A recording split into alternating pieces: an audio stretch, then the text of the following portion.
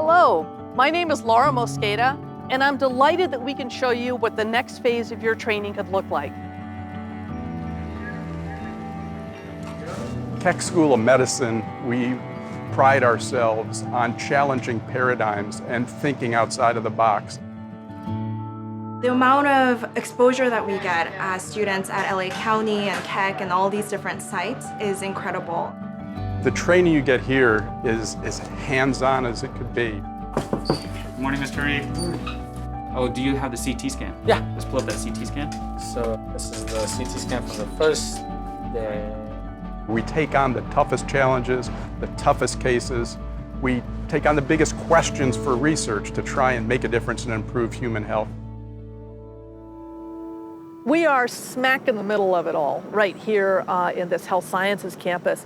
So we have a county hospital right across the street that has incredible, not only inpatient, but ambulatory facilities. Right across the street in the other direction, we have our Keck hospital with wonderful ambulatory and outpatient surgery sorts of facilities. Then on my right, we have our Norris Comprehensive Cancer Hospital.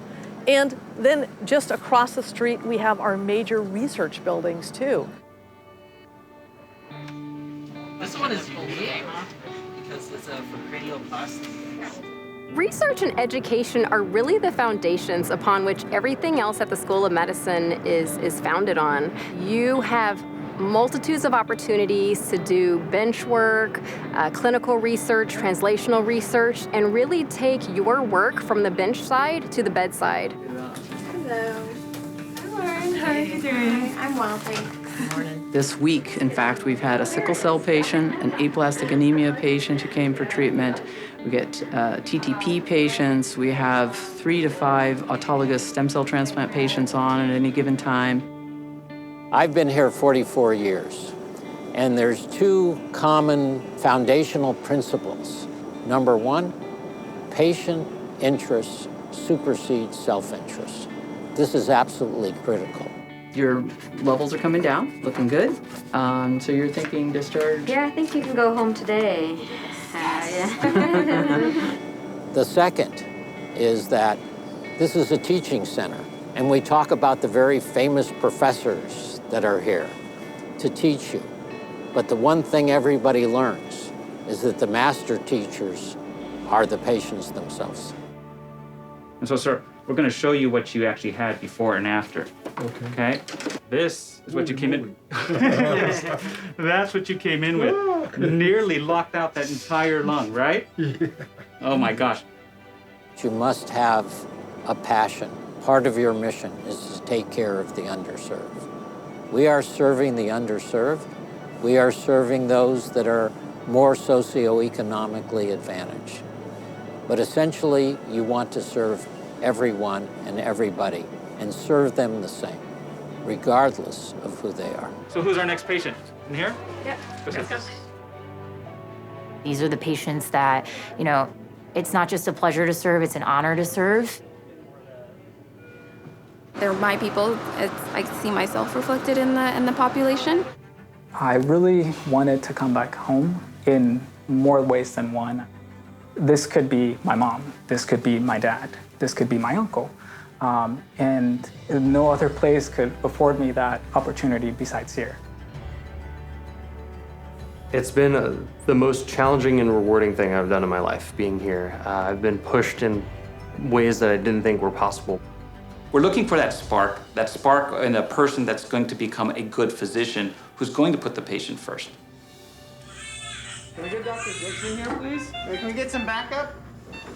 No matter how dramatic this scenario is, it's something that happens.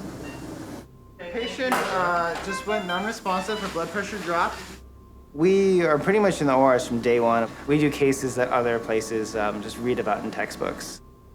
You really want to care for the caregiver. Our goal is to prevent burnout before it even happens. Takes about 8 months till you start thinking, I can do this, I can master this. Do you see anything worrisome at all? Anything new? No, I don't. This is not a movie, this is for real.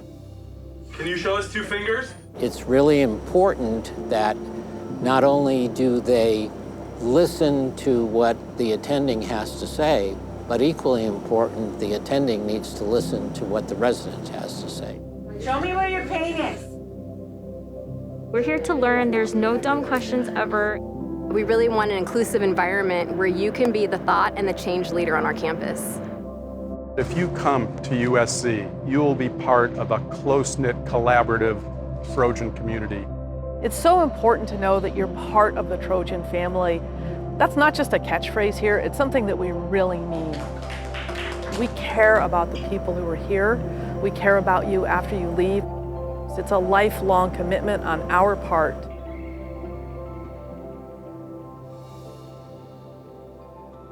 Hi, my name is Dr. Ivanhoe, and I am the Director of Electrophysiology at Keck, University of Southern California. Our Clinical Cardiac Electrophysiology Fellowship Program is a 2-year ACGME accredited fellowship program. It emphasizes a complete clinical training for cardiology fellows who have graduated a program from any accredited cardiology fellowship and wanting to become a clinical electrophysiologist. Our program is special in a way because it is uniquely situated between a very large county hospital with very good clinical material, huge amount of patient diversity, as well as a very high level, tertiary level, university level medical center, the Keck Medical Center. So the fellows in this program will have experience in both hospitals, and it will be acquiring experience from the best of both worlds. We'll have a lot of clinical electrophysiologists as their teachers, dedicated teachers, and because it is a relatively small program with 2 electrophysiology fellows, the teaching and the clinical experience is very personal and I would say very rich. Being a university program, we also have access to a lot of cutting-edge technology because we collaborate a lot with industry to put some of the newest catheter technology and device technology into clinical trials, as first in human in our labs. So besides learning bread and butter clinical electrophysiology skills to become a good electrophysiologist, the fellows will also have experience to look at cutting-edge research, and they may become part of their career path. I would say the other thing that distinguishes us from other programs is the fact that we have a very dedicated teaching program for the fellows. Because the program is small, we cater and alter some of the curriculum over time to make sure that the fellows are getting what they need. We have weekly electrophysiology clinical conference as well as intracardiac electrogram conferences to enhance their experience of reading these potentially difficult electrograms. We also have journal clubs like traditional programs as well as mentoring sessions. So because we wanted to make sure that these fellows can actually go out into the world and being able to get a job and succeed in their pursuits. This program, I think, prepares our fellows very well in different types of career path. Most of them become clinical electrophysiologists in the community, in the clinical setting, or even at a university setting where they become excellent clinical teachers or clinicians. Our rich experience in cases and in a wide variety of patients will really prepare these fellows well to go into the outside world as clinicians. More importantly, because of our strong faculty lineup with many interested in different types of research, whether it's clinical or translational research. This fellowship can also foster a different career path where some of them could become clinical scientists, where they act as clinical electrophysiologists half the time, and the other time, half of the time, will look into the scientific aspect of our field and help us further advance the field. And I think the other thing that I'm hoping some of our fellows that finish this program would get out of is the sense of wanting to teach the next generation, because I love teaching. I think all my faculties do love teaching, and I think this type of field is, I think, can only sustain in the long run by educating the next generation. And I want to instill this sense of mission for the fellows going out into the world for their next career. I told the fellows the best way for you to show me that you understand something is to explain it to a junior fellow. There is a requirement for quality improvement project based on the fellowship accreditation requirements. So I encourage the fellows to do beyond that. So the quality improvement is to look at one aspect of clinical care in the entire program and see if we could take it further. For example, in the past years, some fellows have done a project improvement on whether to use ultrasound to guide vascular access that would reduce vascular complication. And it's one of those things that every program is looking at. It turns out that it becomes the center of care now. So that's a very important example. I do encourage fellows to look at things that interest them in many different aspects of EP, whether it's device therapy, programming, whether it's outcome of certain types of ablation. And they could pursue either outcomes research or looking at database, or even having their original idea. And I'm sure we'll be able to find mentors who could help them with these projects. This is highly encouraged. I have always had a very close relationship with my fellows. I mean, I used to be closer in age to them. As I get older, I'm farther away from my age to them. But I still feel like these are my colleagues because they are at their last part of their training. So when they go out, they're attending physician, they're attending electrophysiologist. So they're my colleagues. So I don't really want to teach them strictly like a teacher-student relationship. So I feel like that's the best way to have them understand the importance of a good working relationship with your colleagues, and even it starts out with the person who's teaching you. And I think that type of relationship has helped me, maintain a very good working atmosphere with my fellows, and I think the teaching becomes more effective.